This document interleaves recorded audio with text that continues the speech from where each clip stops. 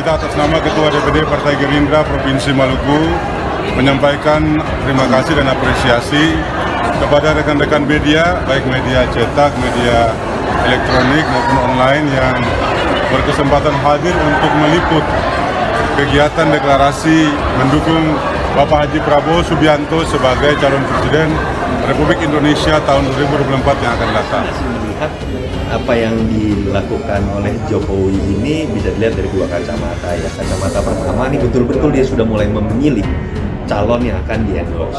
Di situ kan ada nama, kenapa sih sekarang mulai mengkerucut kepada Ganjar dan Prabowo? Simple menurut saya, selain punya chemistry yang sama, satu barisan, tapi kan ada persyarat lain.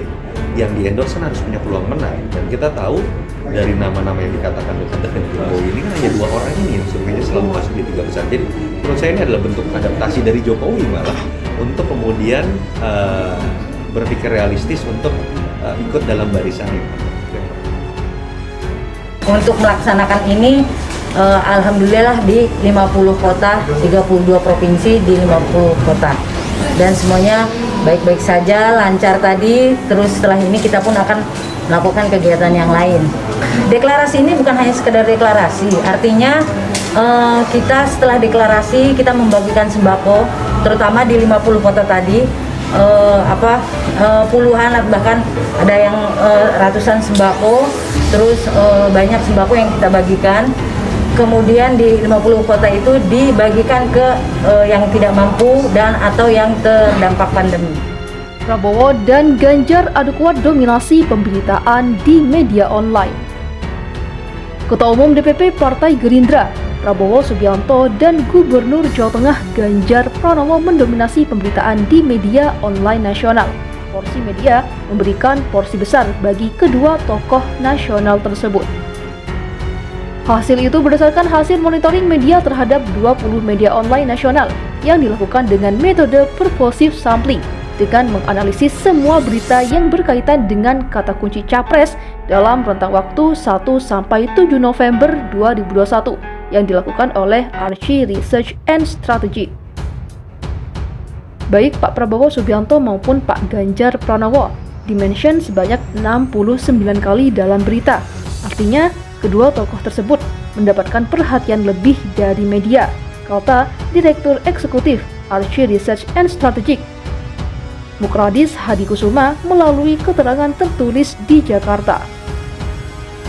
Mukradis mengatakan sosok capres berikutnya yang kerap disebut dalam berita adalah Puan Maharani sebanyak 61 kali, Anies Baswedan sebanyak 45 kali, disusul Sandiaga Uno dan Erlangga Hartarto masing-masing sebanyak 28 kali.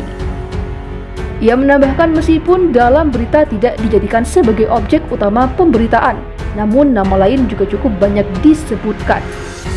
Total ada 27 nama yang disebutkan berkaitan dengan bursa capres dengan jumlah 411 kali penyebutan, baik sebagai objek utama berita maupun hanya disebutkan namanya dalam berita, ujar Mukradis. Media juga mulai memberikan porsi berita terkait dukungan deklarasi relawan. Hasil media monitoring Archi merujuk disebutkan sebanyak 70 kali. Selama rentang waktu penelitian terdapat deklarasi bantuan antara lain deklarasi relawan kawan Sandi serta deklarasi poros Prabowo Puan. Kedepan dinamika dukungan deklarasi bantuan terkait nama capres tentu akan semakin dekatnya kontestasi Capres 2024, ujar Mukradis. Archi Research and Strategy juga menemukan partai politik mulai disingkirkan oleh media sebagai sumber berita dalam pemberitaan seputar capres. Terdapat 103 sumber berita dari partai politik. Menurut Mukradis, partai politik adalah sumber terbanyak yang dijadikan rujukan oleh media dalam mewartakan dinamika capres-cawapres. Uniknya, 48 berita di antaranya bersumber dari ketua umum partai, sekelompok relawan, pengamat, tokoh masyarakat, dan profesional. Sementara itu, kutipan atau quote berita dengan sumber berita pihak partai politik yang banyak bersuara terkait capres terbanyak adalah PDIP dengan 39 kali disebutkan, 30 kali disebutkan, dan ketiga Partai Golkar sebanyak 19 kali.